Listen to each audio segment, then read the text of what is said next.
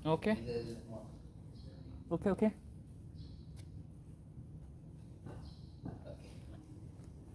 Okey, masih John.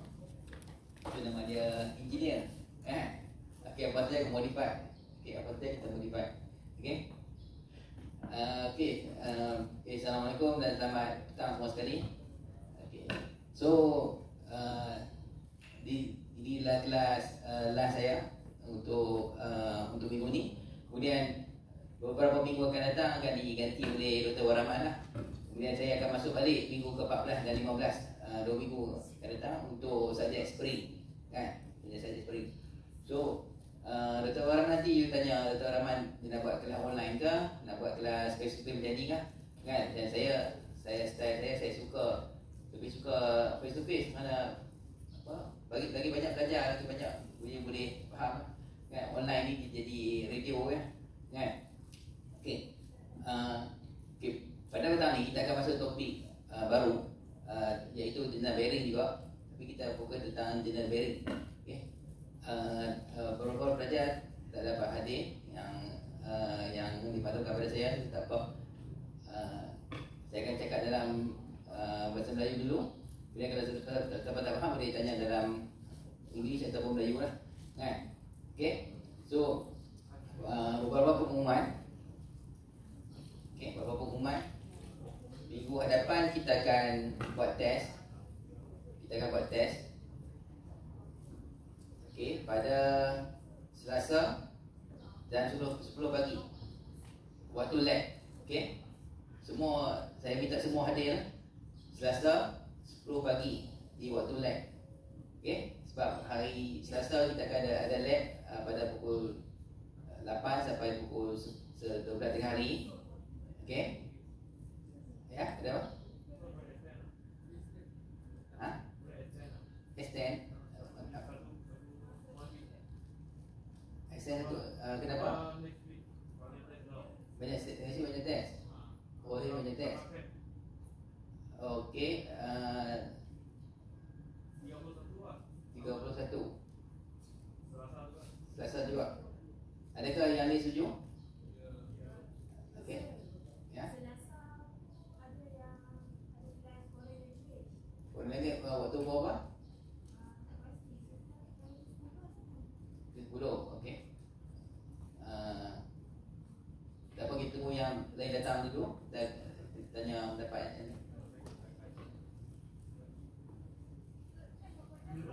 Test 2 jam ya, kan? Okey. Jom. Kita tengah bincang waktu test ni, kan?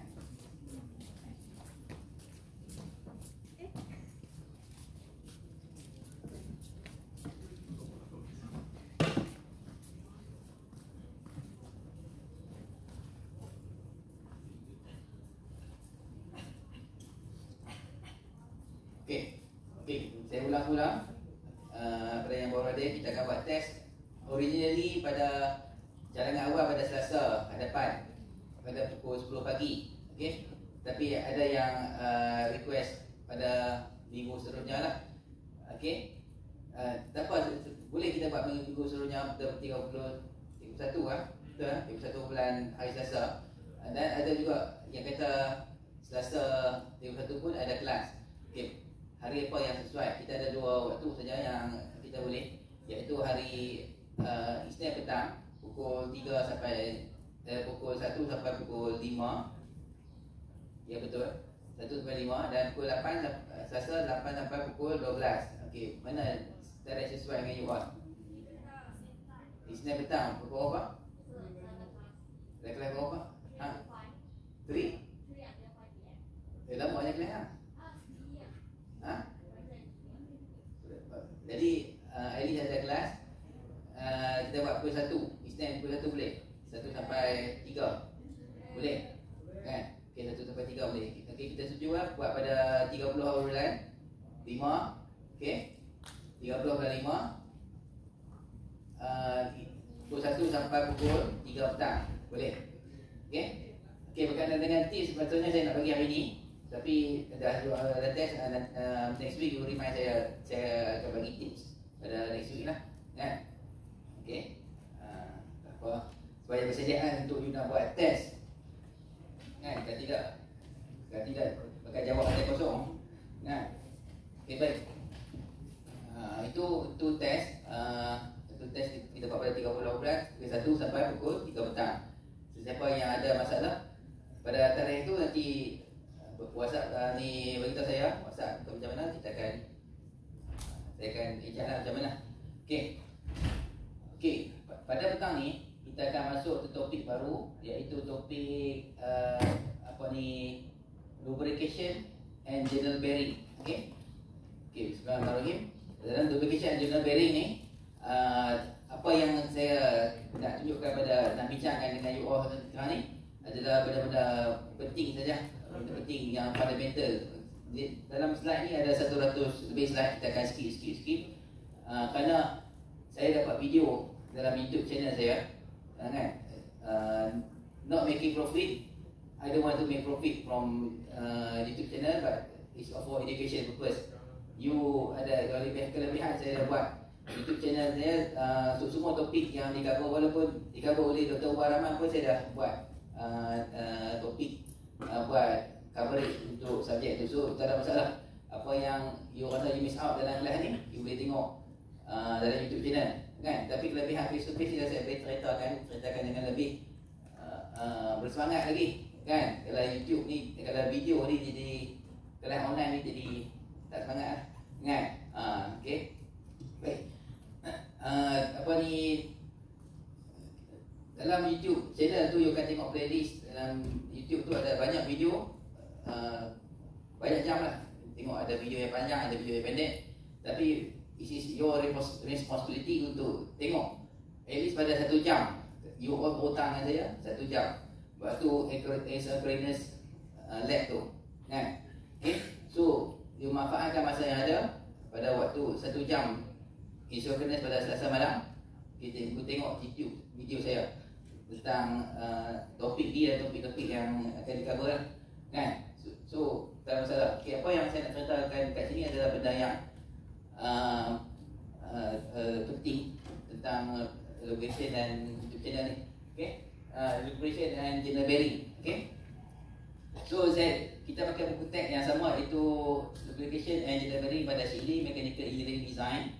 Okay, saya share waktu ni you pun dah ada download dah buku teks ni, kan. Okay, teks ni, dan apabila you baca buku teks ni, dia panjang, dia cerita lebih terperinci lah, kan.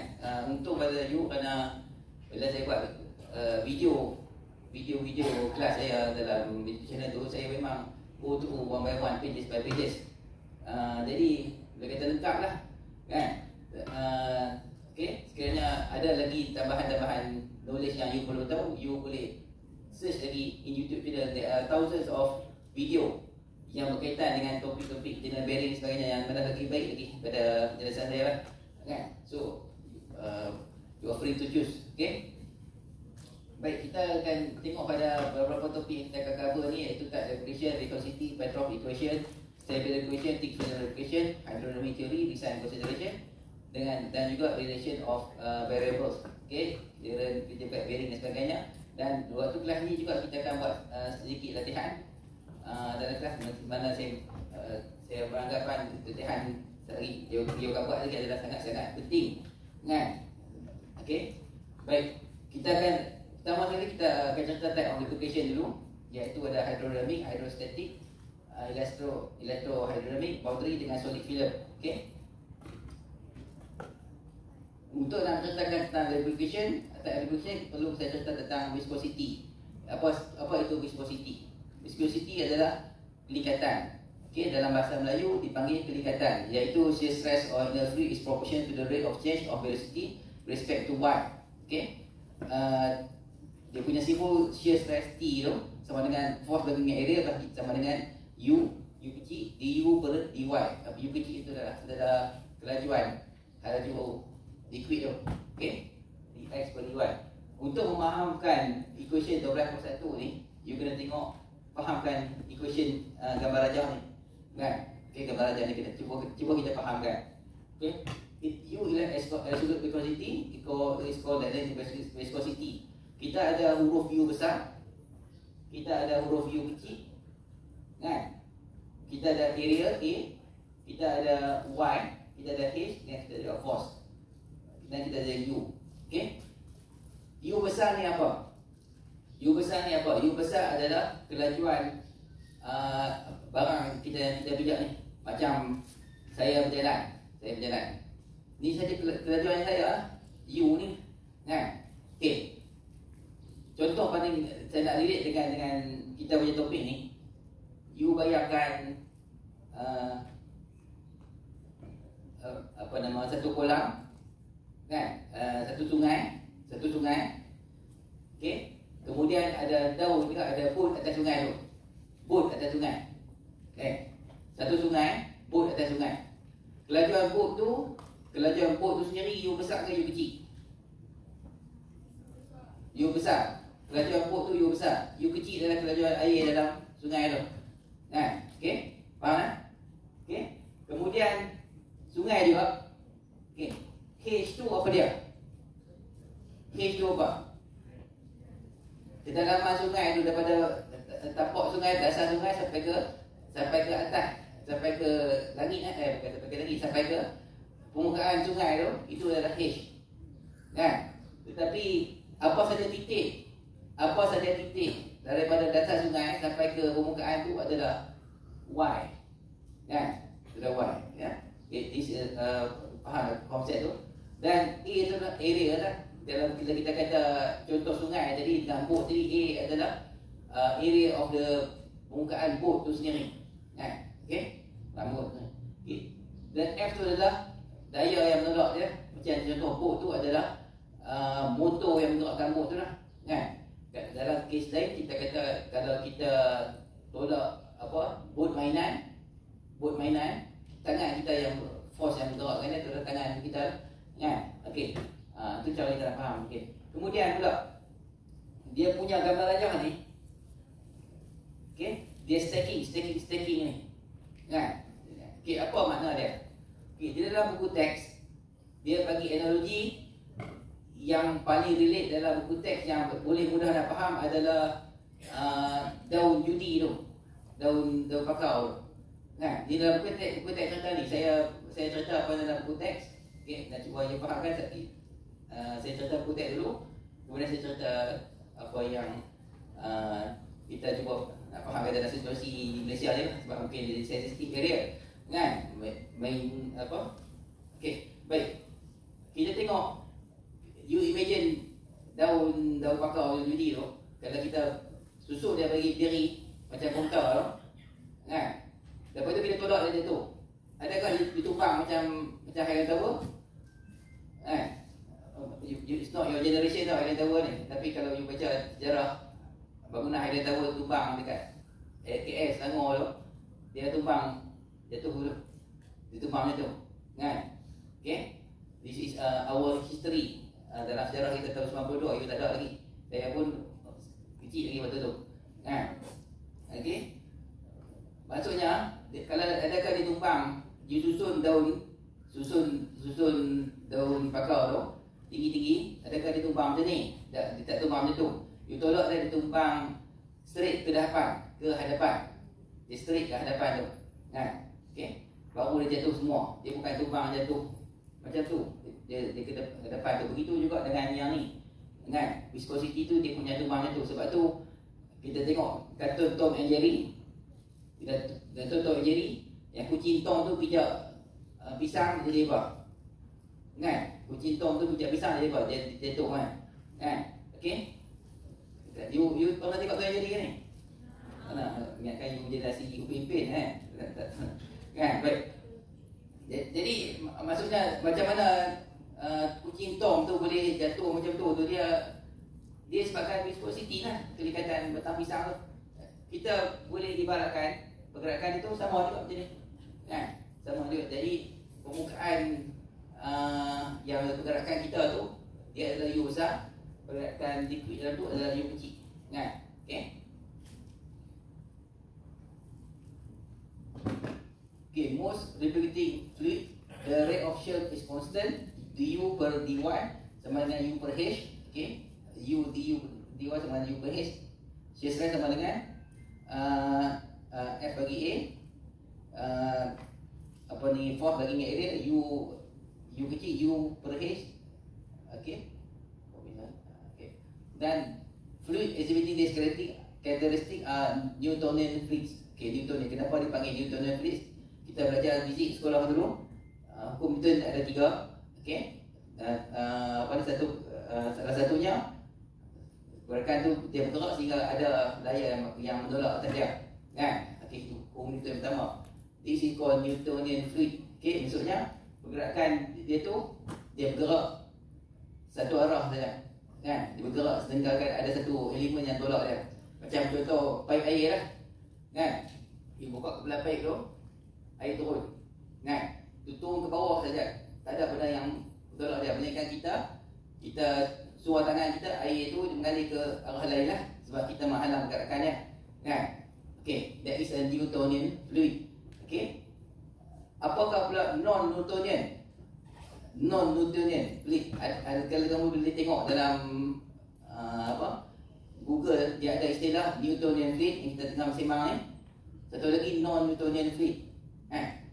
Non-Newtonian fluid, baik takrifannya, you boleh tengok takrifan dia, tapi yang paling mudah saya nak cerita adalah benda tu dia tak bergerak ikut arah flow lah.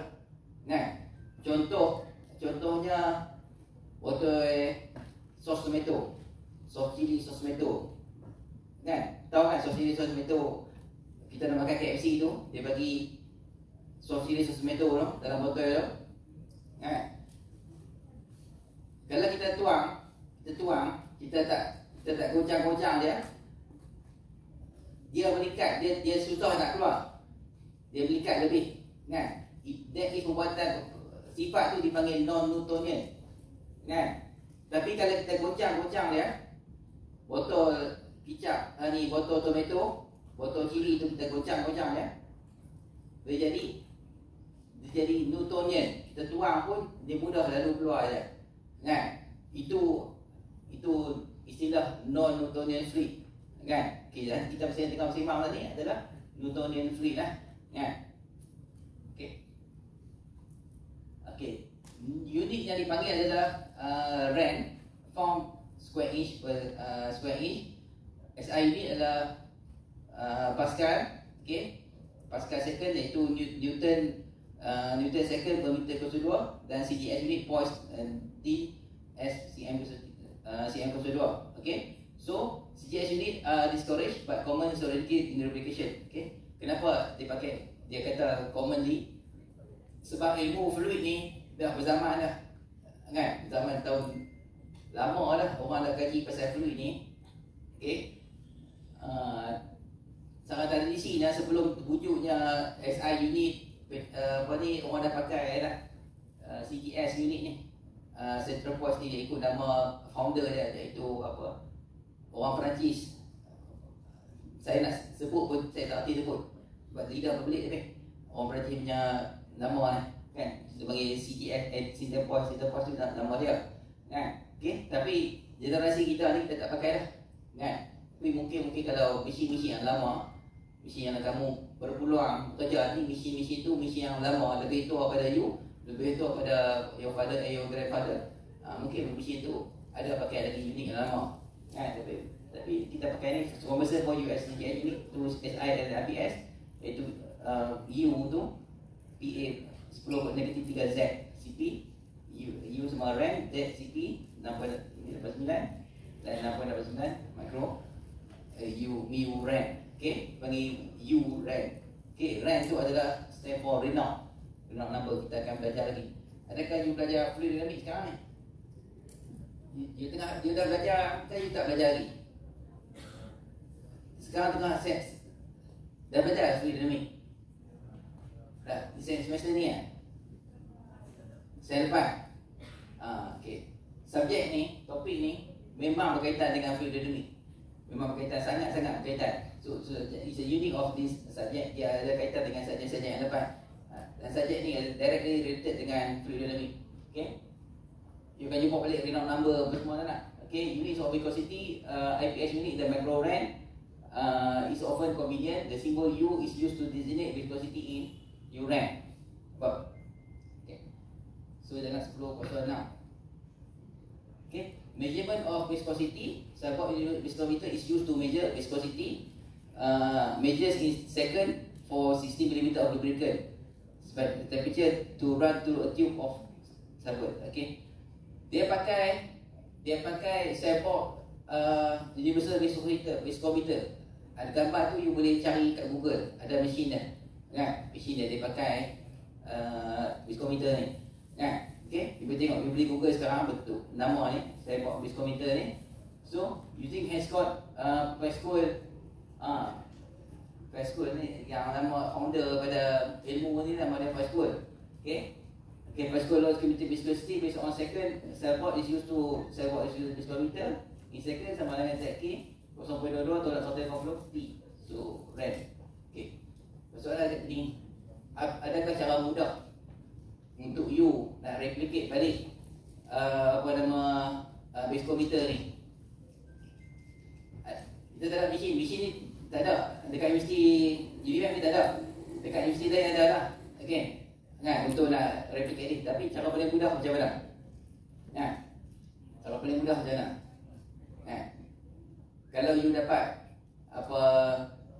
replicate balik ubat nyamuk coil tu, somehow you dapat replicate balik bentuk foil tu, you tuang air, tuang liquid dalam tu biar dia berpusing, dan kita kira masa sampai nak betulkan satu pusingan tu berapa lama masa. Dan itu pun boleh jadi satu cubaan yang mudah lah untuk kita replicate balik viscometer, kan? Apa saja kita catat masa dia, pergerakan masa lalu, kita boleh tahu lah pergerakan viscometer tu berapa, perkelekatan yang berapa. Okay, measurement in viscosity in SI kinematic viscosity. Conversion dia yang ni jadi in SI unit yang ni. Okay, convert SI unit V sama dengan 0.22 T tolak 180 T, iaitu 10.36 di dalam. Kalau you remember, this is the unit for viscosity tu, 0.22 T.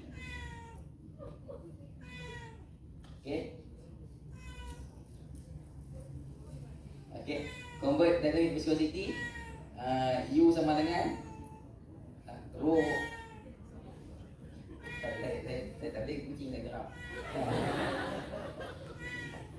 Okay, dia belajar, kenapa tak belajar baru kucing kan? Okay, baik. Comparison of absolute viscosity, operation of fluid. Dia ada castor oil, kita tengok ni, kan? Kita compare dengan udara lah. Dalam udara viscosity dia tak ada lah, kan? Udara punya ilmu, dia ada ketepatan udara tu lah. Kalau kita naik ke bukit yang tinggi, gunung yang tinggi, ketepatan udara tu tinggi. Dia bahkan pendaki gunung ni kadang-kadang kena pakai oksigen, kan? Sebab udara dia tak boleh nak apa dia panggil apa? Acclimatize dengan situasi tu. Itu satu ilmu yang lain, kan? Okay, tapi kita in general di tanah rata ni, kita sekarang ni udara dia macam tu, kan? So semua bacaan dia disebut dengan udara, kan? Kemudian kita tengok gasoline, tengok water, tengok castor oil, tengok SE30 oil. Okay, this is tengok kelekatan. Yang SE30 ni dalam minyak hitam kita pergi tukar minyak hitam kereta, kita pergi tukar minyak kereta, kita tanya minyak apa nak bayar, minyak 5,000 km ke, minyak 10,000 km ke, kan? Okay, so kita boleh expect lah minyak 10,000 km dan lebih dekat lagi, kan? Untuk kita jalan jauh dan sebagainya, kan? Itu maksudnya dia lebih kelekatan lagi tinggi lah. Kita tengok temperature, tengok absolute viscosity, kita tengok. Okay, so dia temperature dia dalam Fahrenheit, dia makin tinggi, dia makin kurang viscosity dia. Dia makin tinggi, dia makin kurang viscosity dia. Dia tengok graf dia, viscosity melawan dengan temperature. Ni kita antara ilmu yang you as engineer kena tahu, kena mahir adalah ilmu baca graf, kan? Jadi kita tengok graf, apabila suhu rendah, viscosity tinggi. Bila kita panaskan dia, dia akan jadi suhu makin rendah, dia akan jadi apa nama, viscosity dia akan kurang, kan? Akan kurang, makin kurang. Okey.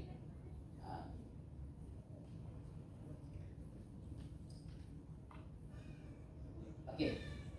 Ni adalah dipanggil Petrov lightly loaded general bearing. Okay, this is a diagram yang penting. Okay, penting kerana ia menceritakan segala equation dan juga konsep-konsep yang ada tentang topik kita ni.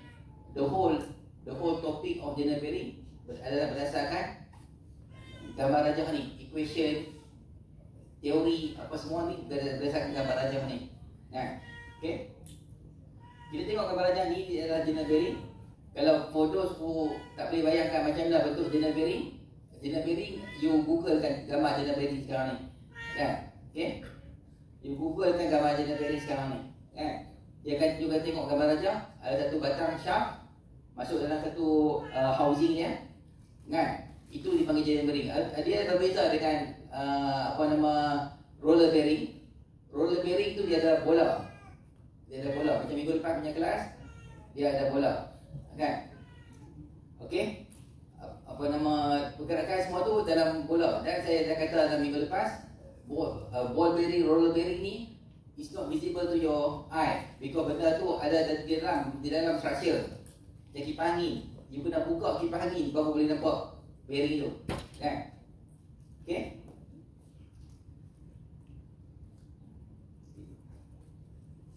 Okay, dia musim ni. Baik. Tapi kalau general bearing ni sendiri, benda tu memang nampak dengan mata you.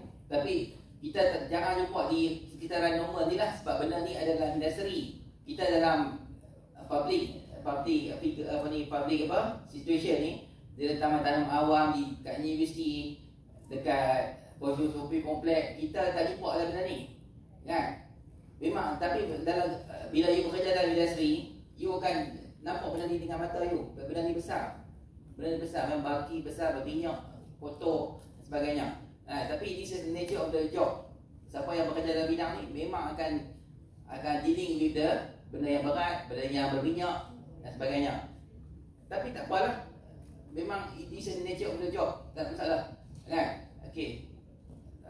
So cuba kita fahamkan bentuk ni, kan? Cuba saya nak ceritakan bentuk ni. Dia adalah yang W ni, dia adalah beratnya, berat batang shaft tu.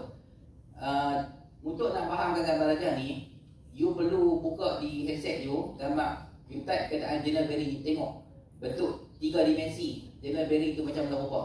Kemudian you relatekan gambar ni, baru you boleh faham apa yang saya cerita. Okay? You boleh buka sekarang ni, cari sekarang ni kat handset you, gambar general bearing, kan? Kita tengok gambar 3 dimensi macam mana rupa dia. Okay. Dia ada satu batang shaft yang berat, yang panjang dan berat. Okay. Kemudian dia akan masukkan dalam bushing, dia dipanggil bushing. Okay. Kemudian dia akan lalukan minyak dalam dia. Itu dipanggil oil fill hole ni. Dia akan lalukan minyak dalam tu, kan? Minyak tu akan bergerak. Okay. Kemudian istilah yang ada adalah W ni apa? W adalah berat batang shaft tu lah, kan? Batang shaft tu memang berat, kan? Dia bukan calang-calang berat, ni memang berat, kan? Okay, dia ada berat dia. Okay. Kemudian dia ada section AA ni yang dirangkumi oleh apa nama, bushing tu. Kalau bushing tu panjang sekian, section A area tu adalah panjang bushing tu lah, kan? Limited dalam tu lah, kan?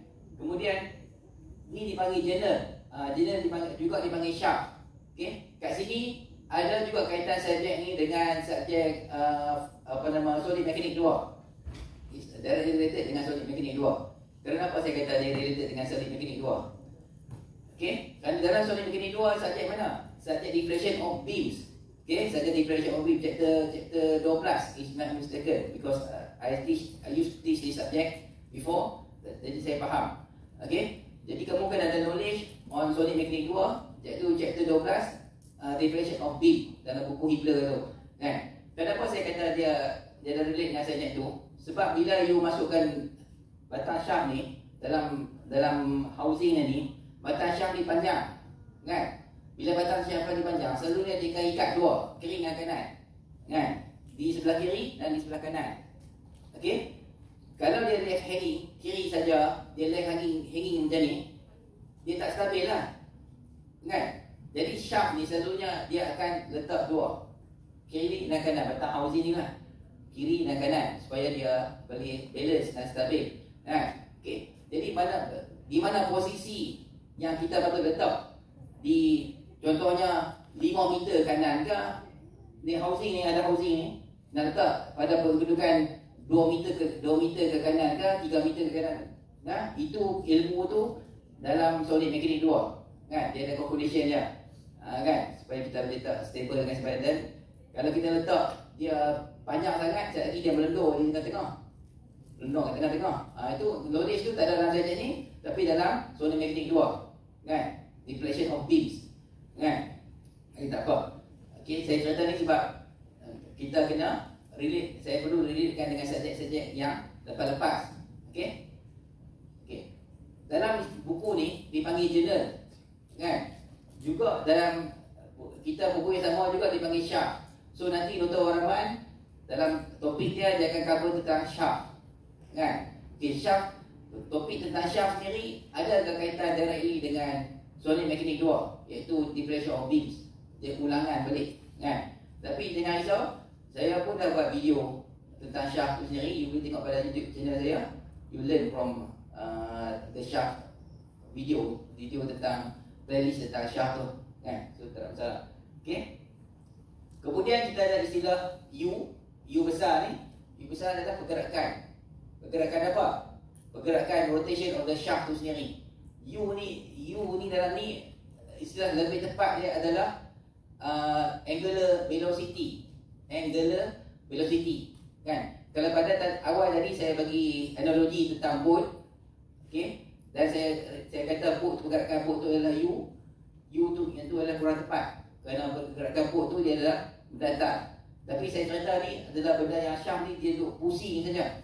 Pusing itu adalah angular velocity lah, U tu, kan? Dan N tu pula adalah rotation, revolution per minute, how many revolution per minute, kan? Jadi it's not to be confused with simbol N for Newton for loading. Jadi sebab tu subjek ni agak mengelirukan, kerana dia jumpa simbol yang sama tapi bagi makna yang berbeza. Itu sebab saya sangat-sangat mengesyorkan apabila you jumpa simbol, you sebut nama penuh. You jumpa simbol, sebut nama penuh. You jangan sebut N. Jangan sebut N, sebut revolution per minute. Sekali lagi dalam topik lain jumpa N juga.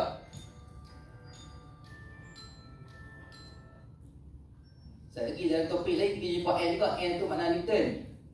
Okey, faham kan? Okey. Kemudian dia ada huruf C. C di bawah ni. C adalah clearance. Kelegaan, clearance. You pun tahu clearance tu apa? You dah belajar dalam subjek drawing dulu. Okay, clearance tu mesti ada. Satu barang tu mesti ada clearance. Apa soalan kita saya tanya ni? Apa dia yang memenuhi clearance tu? Di sini apa dia yang clearance tu? Siapa nak duduk di dalam clearance tu? Adakah udara? Ruangan yang ditinggalkan oleh clearance tu siapa nak duduk? Udara ke? Air ke? Minyak ke? Jawapan dia minyak, kan? Lubrication lah, minyak lah. Dalam kita pakai ni teknologi sekarang ni kita bagi minyak lah. This clearance we will fill with minyak. Lubrication lah, istilah yang lebih tepat lubrication. Dia tak semestinya minyak, tapi amalan desa orang pakai minyak, kan? Tapi istilah lebih tepat adalah clearance tu akan dipenuhi oleh lubrication. Okay? Dan juga ada R tu adalah radius lah, radius of the journal tu sendiri, radius of the bearing tu sendiri lah, kan? Okay? Lepas tu dia ada bushing. Okay, dia ada oil fill hole di mana minyak akan masuk ke sini. Kemudian dia ada tight linkage, kan? Bushing tu you boleh tengok dalam Google macam mana bentuk rupa journal bearing. Benda housing tu kecil saja, kan? Kecil saja, kan? Tetapi untuk nak menjelaskan teori ni, okay, untuk menerbitkan teori, untuk kita nak tengok equation yang akan datang dalam slide seterusnya ni, dia kena anggapkan leakage ni tak ada. tak ada leakage. Duduk dalam tu kan. Tapi in reality memang ada leakage. Kan? Of course lah, bila benda tu masuk, dia masuk kiri, dia mesti air tu, lubrication tu akan keluar kiri kanan. Kan? Okay? Tapi you akan tengok dalam slide-slide seterusnya, untuk menerbitkan teori equation tu, kita perlu menganggapkan tidak ada leakage. Kiri dan kanan, tak ada leakage. Kan? Barulah kita boleh terbitkan teori-teori yang berkaitan lah. Okay, kita tengok kat sini, dia punya shear stress sama dengan U. U kecil, U besar per H, di mana kita sebut ni U adalah viscosity, apa ni, U besar adalah laju, H tu adalah ketinggian tu. Tengok H tu kat mana? H tu you mesti kena refer pada gambar rajah ni. H ni adalah ni. Itu sebab dalam untuk nak belajar ni, you kena print out. Seeloknya you print out muka surat ni tak kat sebelah you. Bila disebut istilah apa, you boleh immediately refer lah, kan? Okay. Kemudian ada T. T adalah torque, kan? Jadi torque TAR, okay, 2 pi U per C clearance tu 2 pi R, so dapat pi kuasa 2 R kuasa 3 L UN per C. Panjang equation dia. Jadi torque sama dengan friction kali dengan berat dia kali dengan radius, so dapat 2 R kuasa 2, di mana R adalah radius kali dengan friction kali dengan L. L adalah panjang bushing tu lah. Ni panjang bushing tu. Kita tahu panjang bushing tu besar mana? Itu L tu panjang bushing. Nah, kita tahu huruf P adalah P adalah pressure. You boleh check tengok kadang istilah ni banyak sangat saya pun keliru. Kan? Okay. So dapatlah equation dia. F tu adalah friction. Friction tu apa? Kan? Friction tu adalah geseran. Geseran tu datang pada mana? Datang pada sifat lubrication kita pakai je lah. Kan? Sifat lubrication tu maksudnya kalau kita letak minyak yang likat, friction tu likat lagi. Kan? Kita letak air kan, friction dia kurang. Kan? Tu friction bergantung pada friction coefficient tu lah. Kan? Okay. So in the end kita nak calculate torque, TORQE, torque. Torque tu dalam equation adalah bermaksud force kali dengan radius. Okay. Macam mana kita nak tahu torque? Okay. Macam mana saya nak relatekan dengan torque ni? Dalam kelas yang lepas saya ada bagi analogi tayar kereta dengan tayar basikal. Kan? Semua nak faham. Okay. Kalau tayar basikal pancit, you nak ganti, you boleh angkat dengan tangan. Tayar basikal tu ringanlah juga. Tapi kalau tayar kereta pancit, nak tolak pun berat. Kan? Itu torque. Torque adalah daya untuk menggerakkan dia. Kan? Okay? Begitu juga dengan ni. Macam mana, apa kaitan kita perlu tahu torque? Kerana you imagine batang shaft tu sendiri berat. Kan? Batang shaft sendiri berat. Nak bergerakkan, nak angkat dengan tangan tak boleh. Bagaimana kita nak suruh mesin pusing kan? Berapa banyak kekuatan daya yang perlu kat mesin tu untuk nak rotate dengan dia. Itu dipanggil torque lah. Kan? In the end, kita nak beli mesin yang boleh pusingkan shaft tu sendiri, kita kena tahu berapa banyak berat torque diperlukan untuk menggerakkan batang shaft tu sendiri. Kan? Itu dia torque tu. Kan? Supaya kita boleh tahu mesin apa yang kita nak perlu pakai. Berapa banyak kuasa yang kita akan perlu pakai. Itu dipanggil torque. Kalau tidak, kita silap beli mesin, dia punya tak jalan lah, dia punya batang shaft tu. Okay. So important dimensionless parameter. Some important dimensionless parameter used in lubrication are per C, semua adalah radial clearance ratio, iaitu UN per P, iaitu dipanggil Sommerfeld number of bearing characteristic number. S sama dengan R per C kuasa 2 UN per P. So statistic relation adalah this equation lah, 12/8 ni. Okay. Sommerfeld number. Okay, Sommerfeld number ni I think dia ada juga dalam diajar dalam solid mechanics, bukan, dalam fluid dynamics. Di mana graf ni dipanggil Sommerfeld number. Okay. Adalah dipanggil bearing characteristic number. S mana R per C 02 UN per P. Okay, you akan tengok.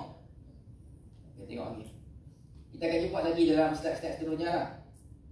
Okay, pemahaman tentang stable lubrication. Apa maksud stable lubrication? Dengan apa maksud unstable lubrication? Okay, saya perlu jelaskan kat sini dengan cara yang lebih mudah nak faham, kan? Okay, film kita tengok graf ni, stable dengan unstable. Okay, kita pun tahu lah, kalau benda tu kuantiti banyak, dia stable lah. Kalau bola ni apa nama, kita orang Islam ambil air sembahyang, dia kena cukup air kolah tu, dah cukup 2 kolah, kan? Barulah boleh sah air sembahyang kita. Maksudnya air tu stable lah. Kalau air tu tak cukup 2 kolah, air tu tak boleh ambil air sembahyang, tak stable lah. Berapa banyak 2 kolah tu boleh kaji balik dengan ustaz lah, kan? Kan? Okay. Tapi begitu juga dengan lubrication. Apabila benda tu dia tebal, basic prinsipal dia, kalau benda tu tebal, benda tu banyak, dia stabil, kan? Kalau dia sikit, dia tak stabil. Basic tu. Okay, kita boleh apply untuk apa saja. Tapi kalau kita bincang tentang lubrication ni pula, kita tengok minyak lubrication apa kita pakai. Kita tengok minyak hitam kereta, dia warna kuning cantik kan? Kan? Dia warna kuning cantik, dia elok dia kita masuk dalam kereta kita, kan?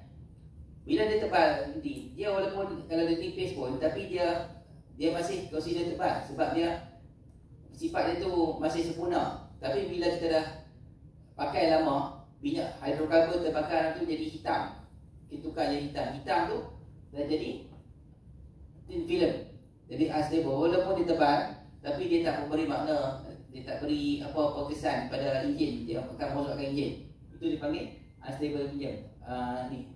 Jadi coefficient dia ni, jadi kita tengok pada variable A dengan B ni, stable dengan unstable ni lah. So to the right, changes in the condition are self-correcting as result of stable lubrication. Of course lah, kalau benda tu banyak, apa jadi pun tak ada beri kesan apa pun, kan? Benda tu banyak, apa jadi tak beri kesan apa, kan? Kalau kita ambil sembahyang, orang Islam jatuh tercicak, air 20 dah, tak ada apa, boleh ambil sembahyang lagi, kan? Okay? Sebab dia stable, kan? Okay? To the left or right, AB changes in condition tend to get worse and result in unstable lubrication. Macam-macam boleh jadi bila unstable lubrication ni. Kalau kita cerita kereta, kita dalam ilmu bearing ni, kita betul-betul kita nak kena elakkan metal to metal contact, kan? Saya akan ceritakan metal to metal contact ni apa dia, kan? Tapi antara benda, kenapa boleh jadi metal to metal contact? Kalau benda tu jadi nipis lah, kan? Bila nipis, clearance tu tak ada benda yang sepatutnya clearance tu dipenuhi oleh lubrication, tapi disebabkan lubrication tu dah nipis, tak ada lubrication menyebabkan metal to metal contact. Bila metal to metal contact, itu yang jadi wear and tear, kan? Okay? Dan point C represent the approximate transition between metal to metal contact and thick film separation of the part. Okay? Common design constraint for point B, UN per P lebih besar pada 1.7 kuasa 10 cm. Okay. Apa dia? Apa yang berlaku pada metal to metal? Okay? You cuba boleh bayangkan ni. Okay, formation of a film ni. Dia saya nak cerita tentang metal to metal contact ni, which is kita kena avoid, kan?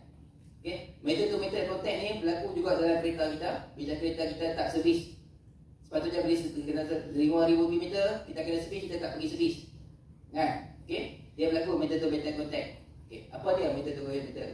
Okay, pertama kita kena elakkan, kan? Kita kena elakkan dengan cara kita pakai lubrication yang proper. Minyak, kalau kita cerita pasal kereta, minyak tu kena banyak supaya dia mengelakkan, kan? Supaya satu layer yang menghalang antara besi sama besi bertembung. Okay. Apabila benda ni berada di bawah, kalau enjin tak on lah, kita belum start enjin lagi.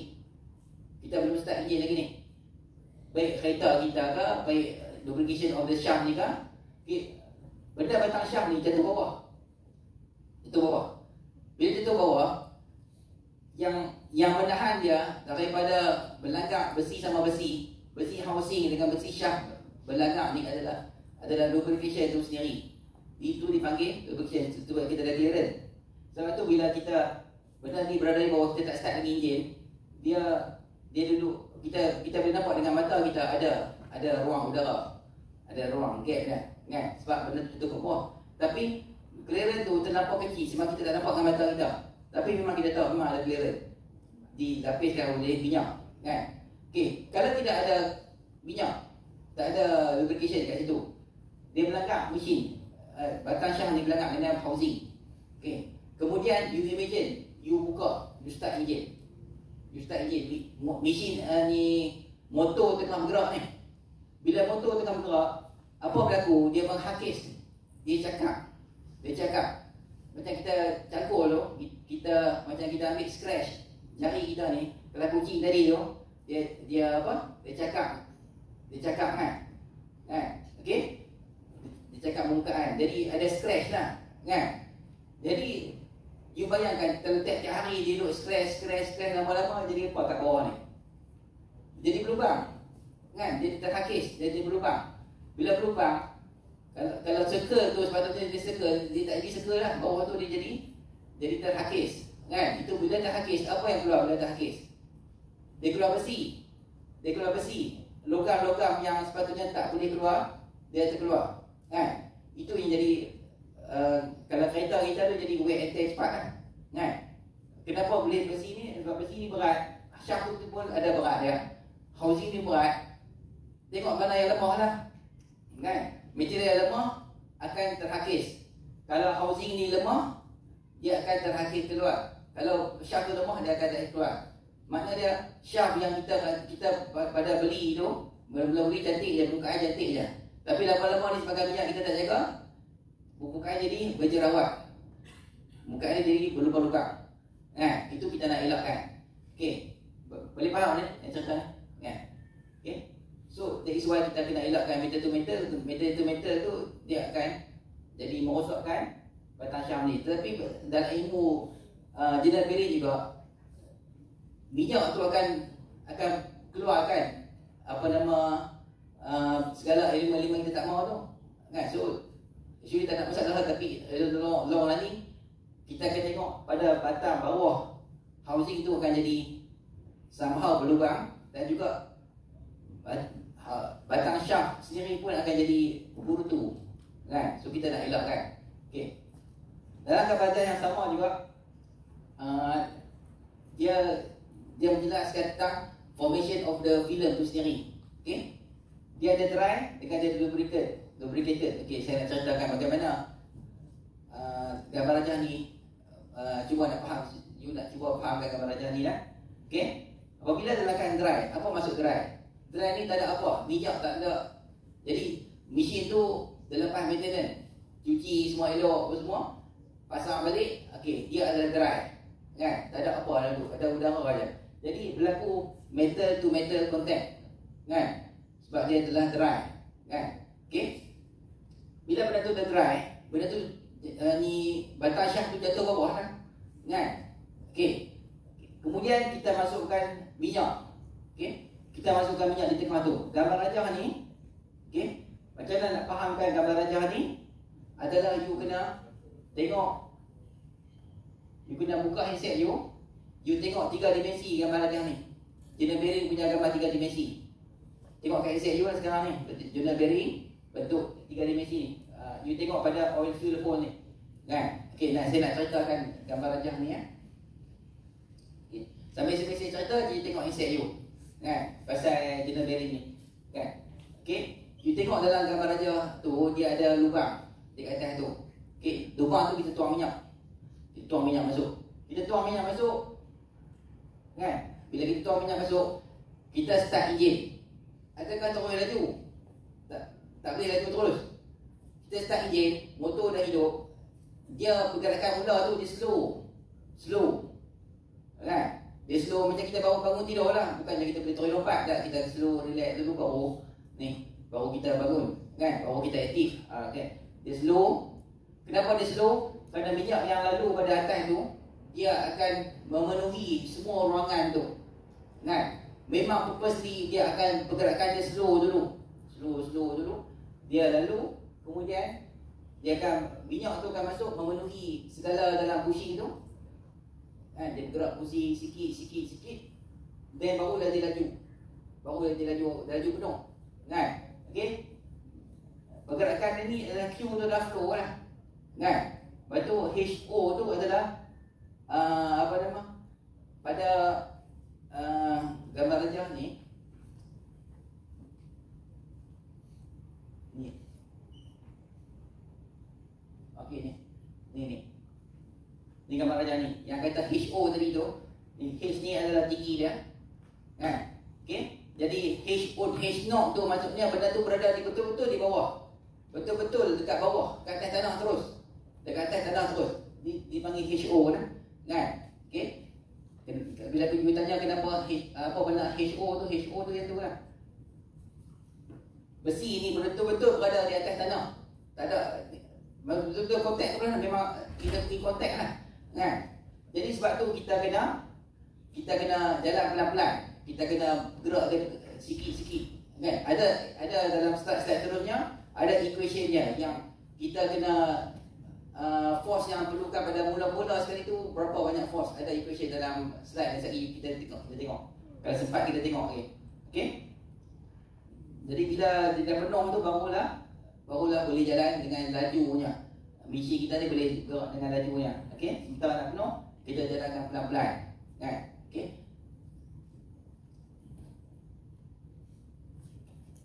Nomenclature of journal bearing. Okay? Ni adalah journal bearing, nomenclature dia. Dia ada apa nama istilah ni. Okay? Better ada masa you drawing balik supaya kita fahamkan macam mana rupa dia. Kan? Okay? Dia ada journal, dia ada line of center. Kita bayangkan housing tu pun bulat. Housing tu pun ada circle. Shaft tu pun bentuk circle. Kan? Jadi ada dua circle kat sini. Dua circle yang housing punya circle dan juga shaft punya circle. Apabila kita masukkan shaft dalam housing ni, kita assume by theory, matematik teori kita kena assume dia sama. Tapi in reality dia takkan sama punya. Housing dia punya center dia tu tak boleh sama. Kan? Sebab housing ada bulatan pada housing itu ada center dia. Apabila dimasukkan shaft, dia pun ada center dia, center of shaft. Jadi perbezaan tu dipanggil eccentricity ratio. E sama dengan E, epsilon sama dengan E bagi dengan E. So dia ada dua line of center, dia ada dua origin, iaitu origin of the journal dengan origin of the housing itself. Okay, okay. Dan nomenclature ini perlu tahu, dan dia ada kat sini partial bearing dan juga full bearing. Apa B tu sama kurang 360, B sama dengan 360. Apa dia? Kan? Okey. B partial bearing pada kurang 360 tu maksudnya bearing tu daripada satu rotation dia, you bayangkan shaft tu bentuk bulat. Shaft tu memang bentuk bulat dah. Okey.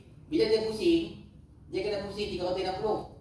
Barulah dia betul-betul jalan. Okey. Bila waktu yang dia tak pusing 360 ni, kan? Benar dia pusing kan? Okay? Bila waktu yang dia masih lagi belum sampai 360 adalah waktu pada mula-mula kita start enjin. Kita start motor. Ingat, dia bukan start motor journal bearing ni, dia bukan turun laju lah. Dia bukan turun laju pecut macam Usain Bolt tu tak. Dia mesti slow. Macam kita bangun tidur lah. Bangun tidur, cuci mata dulu apa semua. Kan, relax dulu, tunggu subuh habis dah lagi, kan? Nak subuh tak habis lagi pun nak kalut, kan? Macam tu lah kita juga. Kita slow dulu. Jadi bila nak perkai slow tu, dia masih lagi belum nak sampai the whole pusingan. Kerana apa? Kerana sementara nak sampai, kita minyak dah masuk ni, minyak nak masuk nak penuh 360 pusingan ni, mesti dah dia slow dulu, kan? Barulah dia penuh 360 darjah punya pusingan, baru the housing tu penuh dengan minyak, barulah dia effectively dia running in full speed operation, barulah dia better sama 360. Maksudnya in a full speed operation. Okay, in a full speed operation. Nampak? Okay. Kita catat tentang clearance ni. Clearance sikit je. kita tak nampak lah dengan mata kita benda tu vibrate, pam kena dinding ledak. Dia benda tu dia clear tu sikit saja, sikit je. Dia bagi ilustrasi dalam gambar rajah ni besar supaya nak bagi kita faham. Tapi realiti tu clear tu kecil sangat.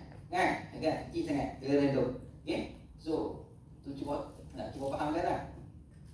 Okey. Kita tengok hydrodynamic theory. Okey. Present theory originated by experience by Beacom Tower in early 1980s. Okay, Beacom Tower ni, apabila saya study pasal subjek ni, saya ingatkan Beacom Tower ni bangunan. Rupanya bukan bangunan. Rupanya ada satu orang putih masalah dulu no, tahun 18 ya.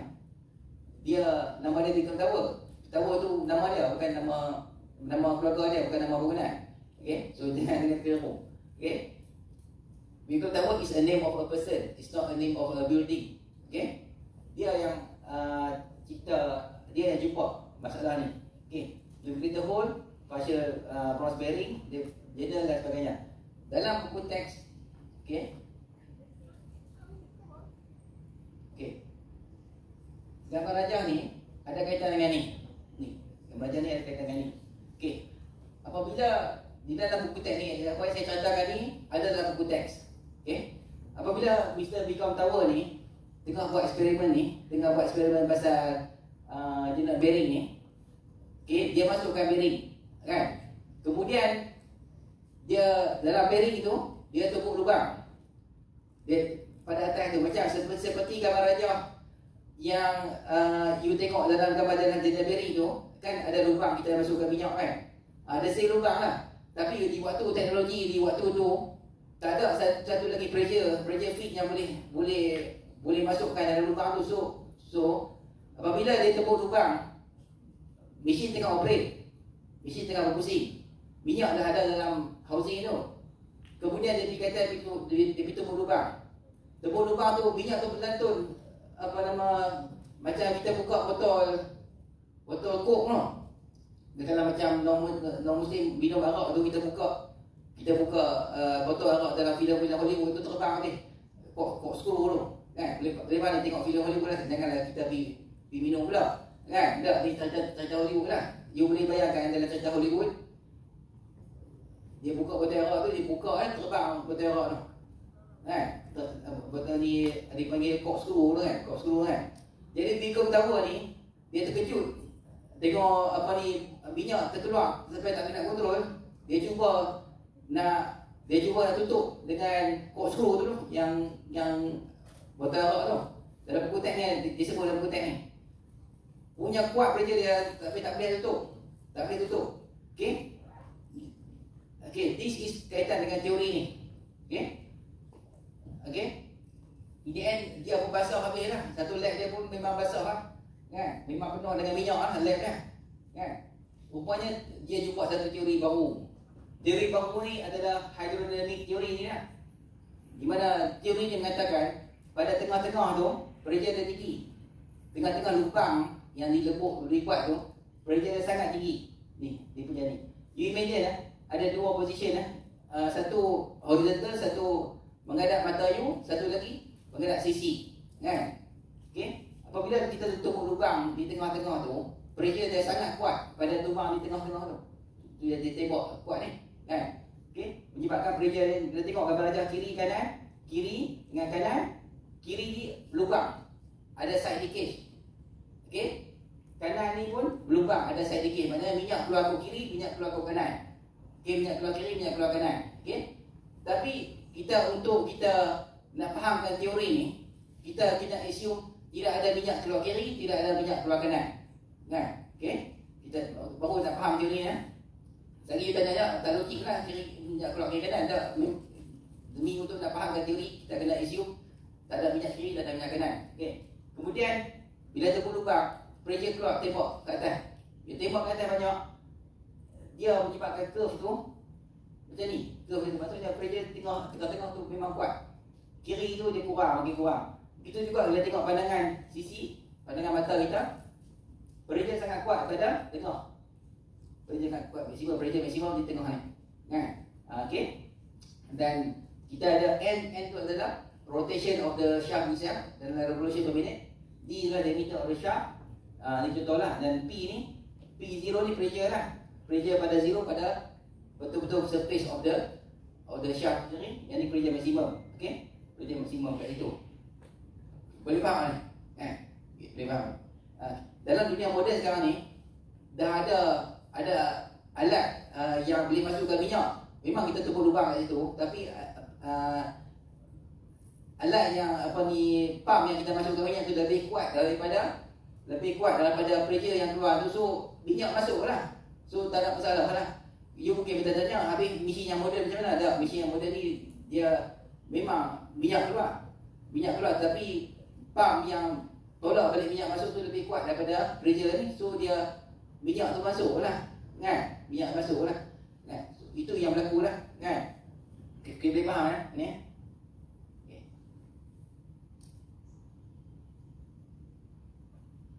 Okay, Reynolds place slider simplification. Reynolds dan Beacon Tower ni dia hidup dalam era yang sama.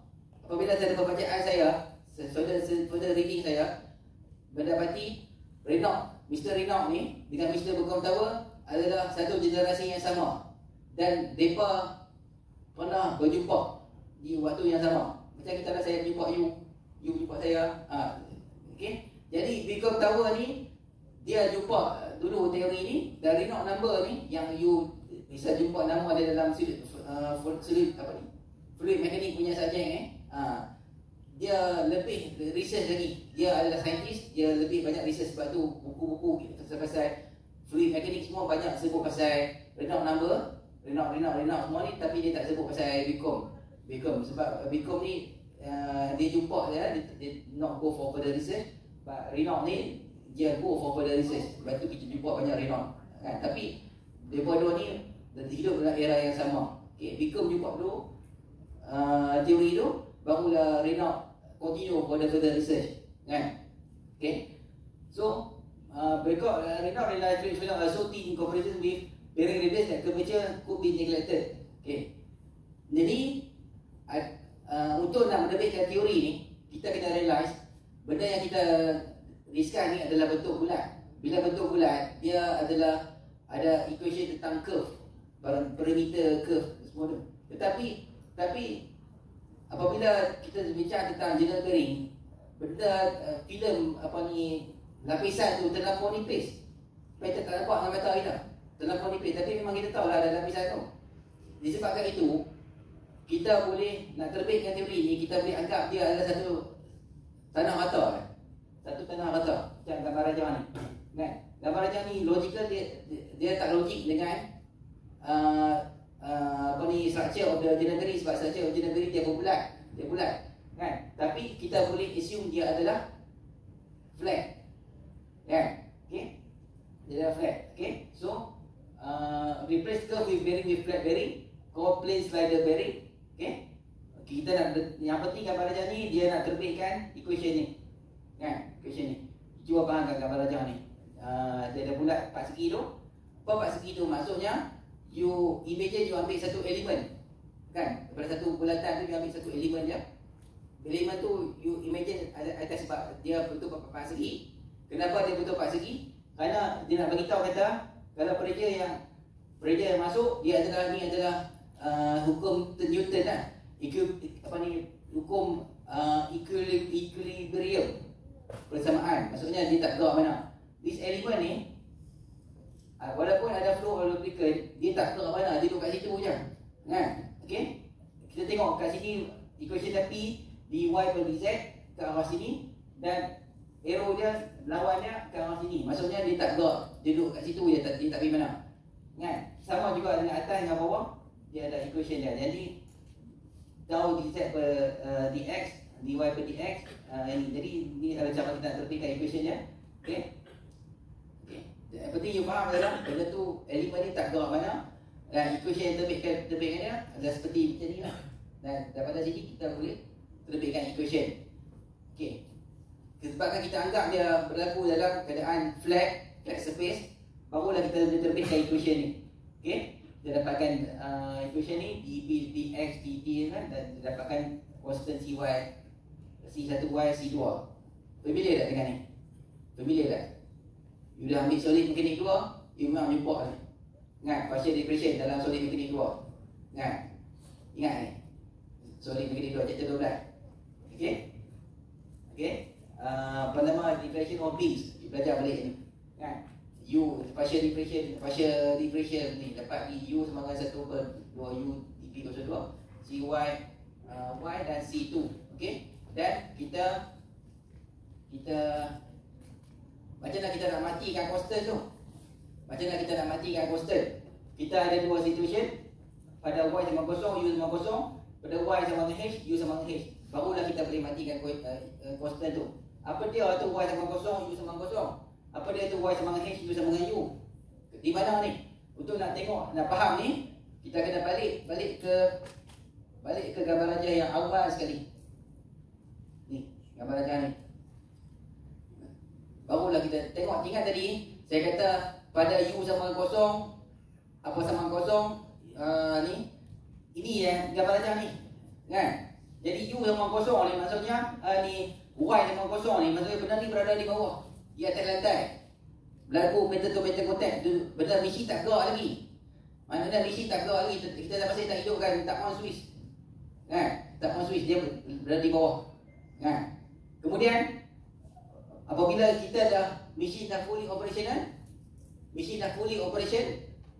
kan saya kata tadi, bila kita nak hidupkan dia hidup pelan-pelan, lama-lama baru dia stabil. Bila dia fully operation, barulah dia akan jadi y sama dengan h.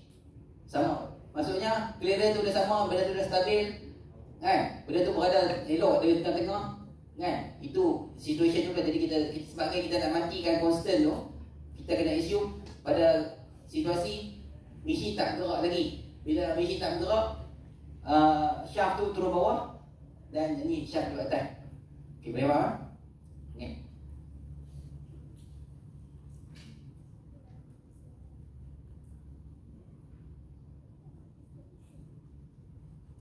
Okey, begitu juga dengan u. Okey. Bila y sama 0, u sama 0, u adalah kelajuan air tu, maksudnya bila benda tu tak gerak, air tak jalan benar, liquid tak jalan benar lah, tak bergerak benar lah.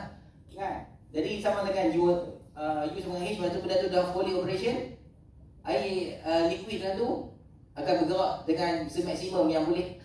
Itu sama dengan u sama dengan u. Okey, kelajuan liquid tu sama dengan kelajuan batang shaft tu sendiri. Okey. Itu juga satu yang merajah. Bila kita tengok sekali lalu, you mungkin tak faham apa makna gambar rajah ni. Kan? Saya cerita. Kita tengok gambar rajah ni, velocity distribution, superposed parabolic distribution onto linear distribution. Pressure is maximum by dp per dx sama 0. U sama dengan u per h per y. Apa makna dp per dx sama 0? Pressure is maximum. Maksudnya mesin tu dah fully operational. Mesin dah maksimum dah. Motor tu bergerak dengan maksimumnya. Batang shaft tu bergerak dengan maksimumnya. Dia adalah tak ada lah pergerakan dp per dx tu. du per dp pressure bagi dengan dx tak ada lah. Dah maksimum. Okey. Kemudian u per hy. Okey, kita tengok gambar rajah ni, dia ada curve dan kiri, curve tengah dengan curve bawah. Apa makna dia? Kita tengok dp per dx lebih besar daripada kosong. Maknanya mesin tu tengah baru nak start. Kan? Di tengah baru nak start. You boleh curve yang belah kanan ni, dia memberi maksud mesin tu baru tengah nak start. Sebab tu dia punya pressure over dx tu lebih besar daripada kosong. Okey. Apabila dia dah stabil dalam mesin tengah operation tengah stabil punya operation, tengah running in full speed, tengah stabil operation, barulah dia curve di line tengah. Kan? Okey. Dan apabila dah petang nak balik P5, nak balik kerja nak P5, orang tutup mesin. Bila orang tutup mesin, dia slow, dia pelan-pelan, dia nak tutup mesin, dia nak off. Kan? Itu punya dipanggil curve belah kiri ni. Kan? Okey. Nanti cara nak faham. Kan? Cara matematik dia tulisan dia macam ni. Ni cara matematik. Jadi saya cerita saya simplify pada you. Saya cuba terangkan dengan cara yang bahasa kita faham lah. Kan kita boleh faham. Machine on, machine off. Kan machine stabil. Boleh faham lah. Tapi terjemahan matematik dia adalah ini cara. Kalau kita bersembang dengan orang akademik, kita akan cerita lagu ni. Dalam dua-dua pening. Kita pening, dia pun pening. Okey. Ni pun cara matematik cerita. Q sama dengan kosong per H U per dy. Ini adalah Reynolds number for flow. Q adalah flow. Setakat yang saya tahu huruf Q ni dalam banyak-banyak yang saya baca ni, majoriti dia Q tu stand for flow lah. Kan dia tak lari lah. Kan huruf-huruf lain kadang-kadang dia kita confused dia masuk apa. Tapi Q ni selalunya adalah go for flow. Kan? Okey. Jadi Q sama dengan kosong per H U per dy. Apa makna equation ni? Kita belajar matematik. Kan? Tapi kadang-kadang kita pun tak tahu makna matematik ni. Mana dekat sini kalau you bersembang dengan orang matematik, dia boleh faham. Tapi apa maksud kita cerita pada orang yang kita tak, orang yang non teknikal macam kita ni? Kan? Makna dia ni kamera kan? Q sama dengan had dia kosong hingga H U dy. Makna dia had dia ni, kamera ni kosong adalah pada benda tu tak gerak lagi lah. Pada machine off. H tu pada maksimum. Kan? Jadi kamera ni, cara kita tulis kamera macam ni, equation dia daripada limitation of the kosong hingga ke H U dy. Okay? Nak faham yang atas ni, nak faham yang equation Q sama dengan kosong H per dy ni. Okay, tengok gambar raja. Ni, gambar raja ni. Kan ni kosong. Kan? H ni H kan? H pada H kosong bila? H kosong bila benda ni berada di bawah lah. Bila situation benda ni dekat bawah, mana benda tu masih lagi tak gerak, mesin tu masih off. Mesin masih off. Kan? Bila kita on mesin, baru mesin hidup, baru sampai maximum operation, dia akan jadi H. Kan? Jadi inilah cara matematik kita nak beritahu.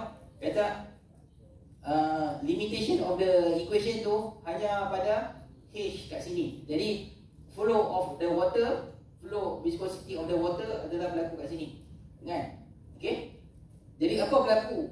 Apa berlaku kalau dia lebih daripada H? Apa berlaku? Saja saya nak uji you. Apa berlaku? Situation apa yang berlaku kalau equation dia tu lebih daripada H?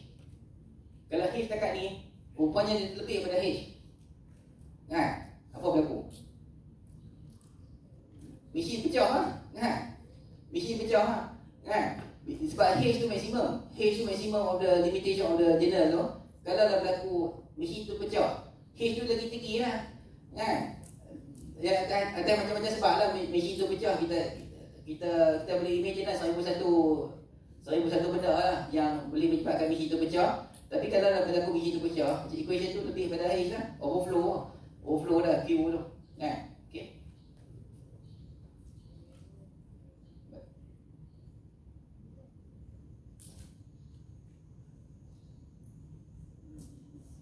Okay. Reclassing Reynolds equation for one dimensional flow. Neglecting side leakage adalah ini. Apa maksud dia one dimensional flow? Sebab you might be confused sebab kita belajar 3 dimensi. Kita hidup ni 3 dimensi. Tapi tiba-tiba datang 1 dimensi. Apa makna di 1 dimensi? Makna dia kita assume benda tu flow ke satu arah saja. Dalam konteks ni kita assume benda tu flow satu arah saja. Dia tak patah balik. Dia satu arah saja, kiri saja, kanan saja. Tu barulah kita boleh terbitkan equation. So equation dia adalah D per dx H per 3 P U sama dengan yang 6U dH per dx. Kita dapat equation ni. Okay? Bila kita masukkan side leakage, of course lah mesti ada side leakage. Sebab housing tu macam tu je rupa dia. Kita boleh googlekan gambar housing tu, kita tengok rupa dia, confirm lah mesti ada leakage kiri, leakage kanan. Kan? Okay, so kita masukkan dapat 6U per dx, dua jalan analytic equation. One important approximation by isomorphism R per C F dengan data ni R per C kosong 2 UN per P. P adalah pressure. Kan? Okay.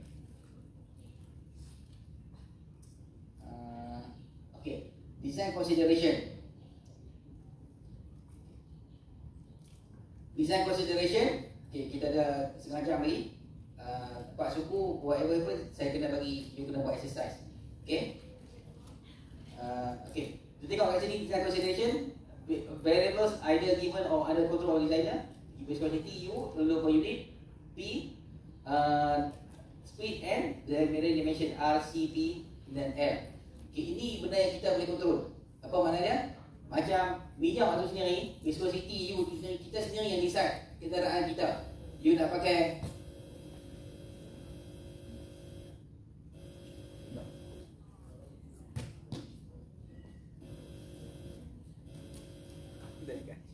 kita main pijak kan.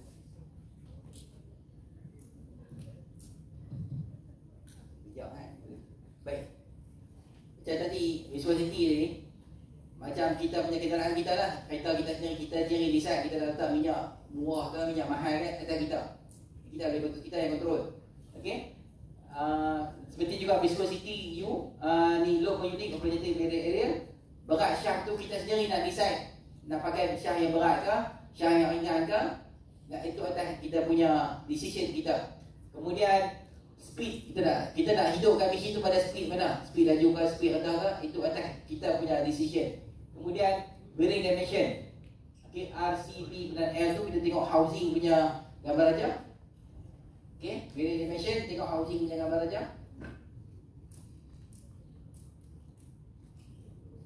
Okey, ni housing ni kita nak letak apa?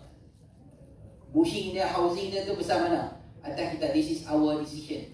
Kan? Okay, and then kita tengok kat sini pula.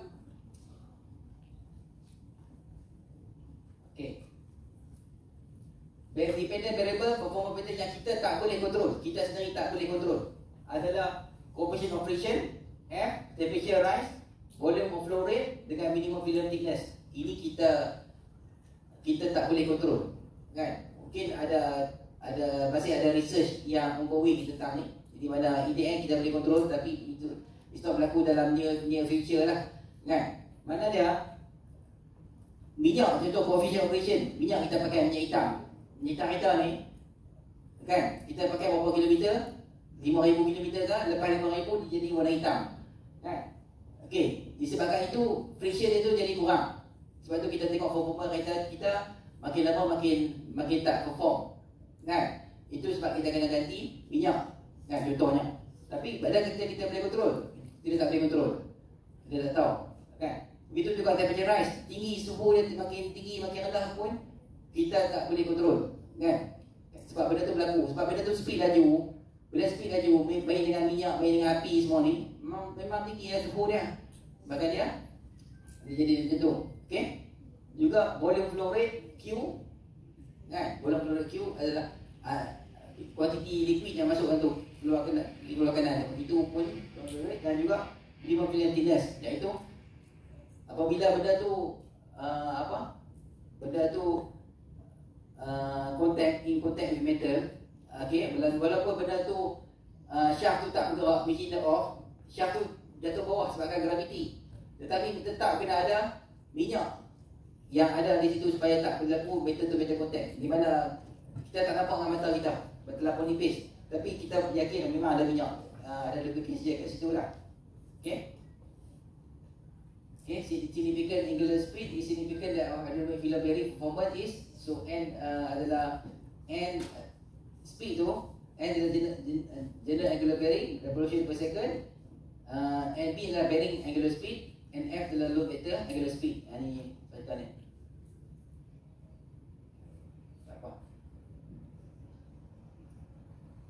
Okay, inilah Trampler design criteria. Trampler is a well-known bearing designer, recommended a set of design criteria. Trampler ni, if dapat segi pembacaan saya, dia masih hidup. Mr. Trampler ni masih hidup di US.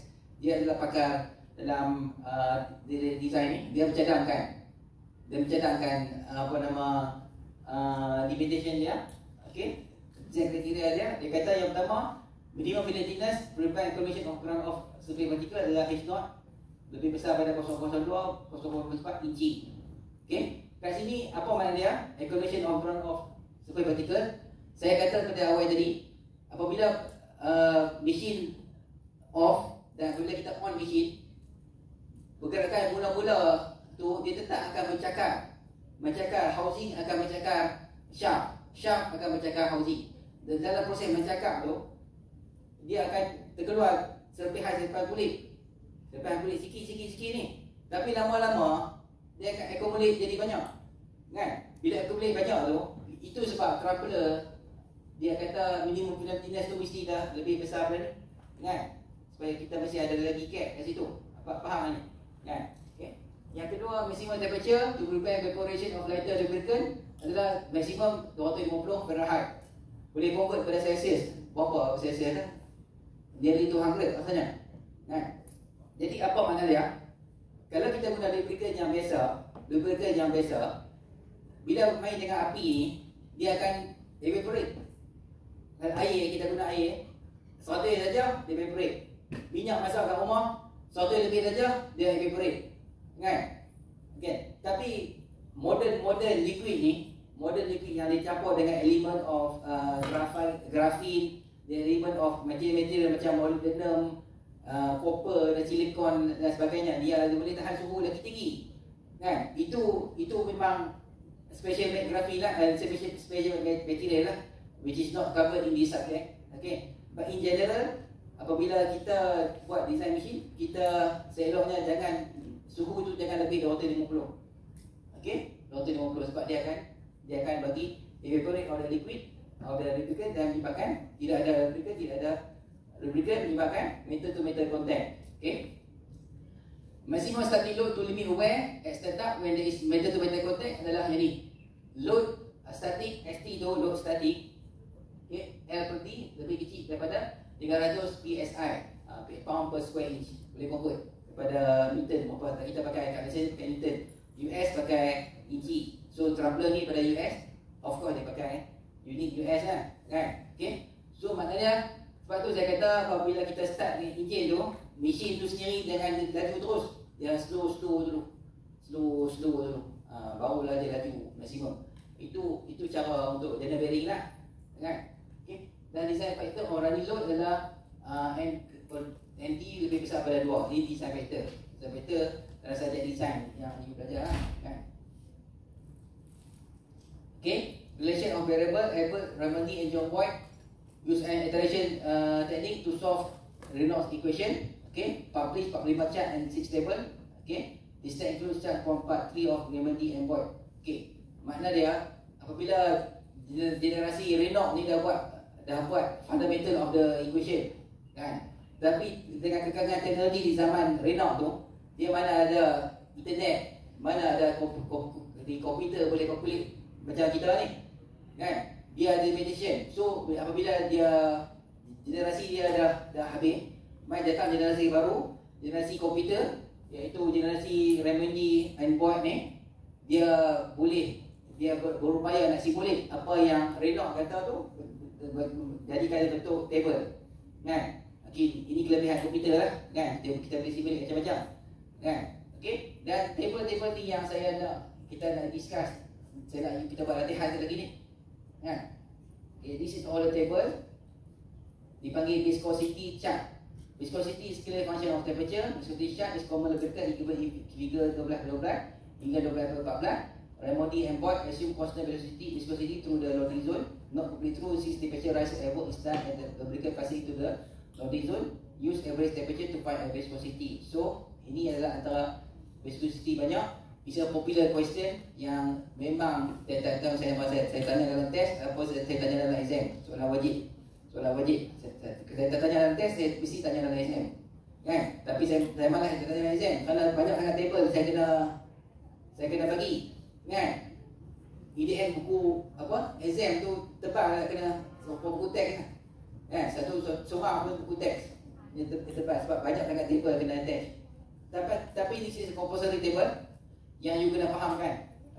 Pertama dia ada temperature, viscosity temperature chart. Okay, dia ada absolute viscosity melawan dengan temperature figure 12-12. Kemudian Figure 12-13, velocity temperature in metric unit. Figure 14, chart temperature multi viscosity. Kemudian curve fit. Okay. Ni. Kemudian kita ada formula chart lah, minimum fillet thickness. Okay. Macam mana kita nak baca? Okay. Sekali lagi kita akan latihan, jangan risau. Tapi saya nak cerita bagaimana kita nak baca chart ni. Kita tengok. Pertama, kita kena tahu Sommerfeld number. S sama dengan RC02 N per P. Selalu soalan dalam konteks dalam test saya bagi 10, tak kurang. Tetapi trik dia, you wajib tahu formula ni. R per C. Kalau salah pada awal, yang lain salah. Kalau salah Sommerfeld number salah, yang lain salah. Itu triknya. So soalan dia ni memang berkaitan. Yang penting ibu dia mesti kena tahu Sommerfeld number punya equation. RC per 02 U N per P. You mesti betul yang ni. Sebab yang lain-lain bacaan semua baca ikut ni. Kalau you salah, jawapan dia memang salah. Kira tak payah buat tak payah buat soalan tu memang habis 10 markah betul ya. Okey. Okey. Kemudian tengok equation ni, kemudian tengok pasi X dan tengok pasi Y. Pasi Y apa dia? H0 per C. Iaitu minimum fillet bagi dengan clearance. Kemudian you tengok minyak apa kita pakai. Lubrication 1/4 ke 1/2 ke? Ya bukan lubrication, ni adalah L over D, iaitu panjang housing bagi dengan diameter. Panjang housing bagi dengan diameter. You dapat berapa? Bahagikan dia, you dapat bacaan dia, kemudian plotkan graf. Ambil pembaris, plot graf. Ambil pembaris, plot graf. Okey. Kemudian kita dapat bacaan.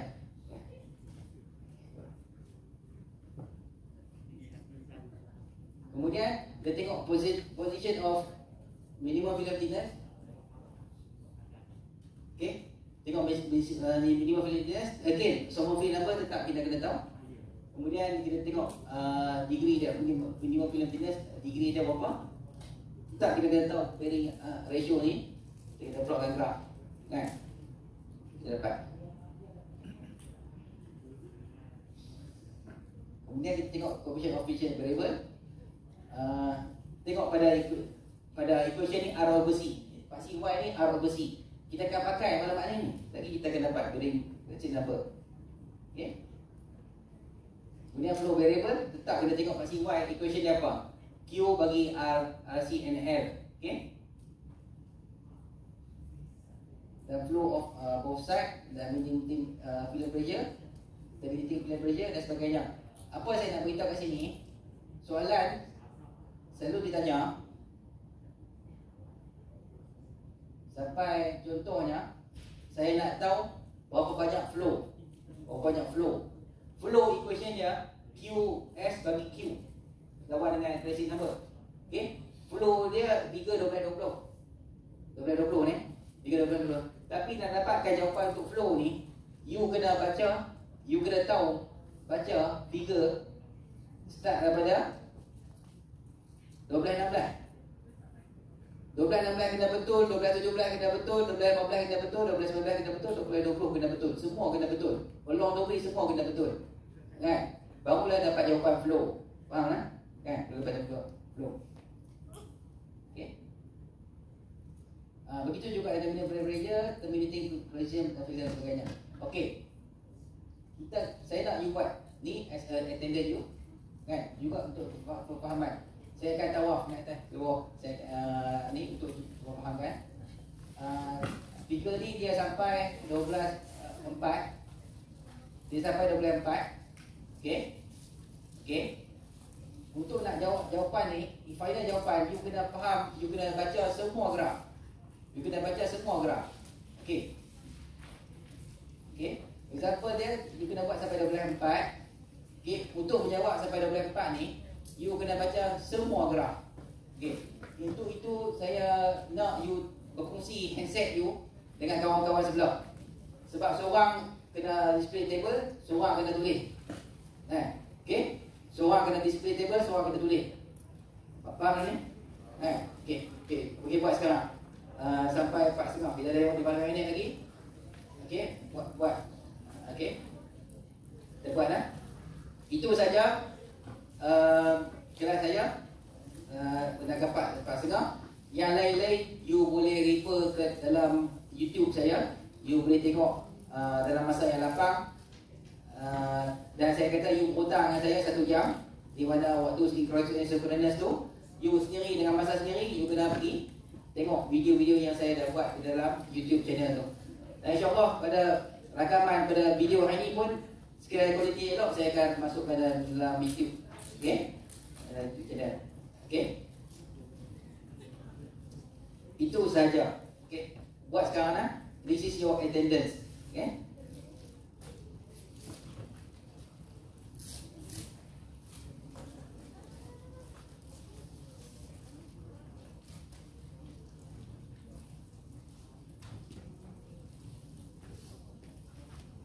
Okay, itu saja.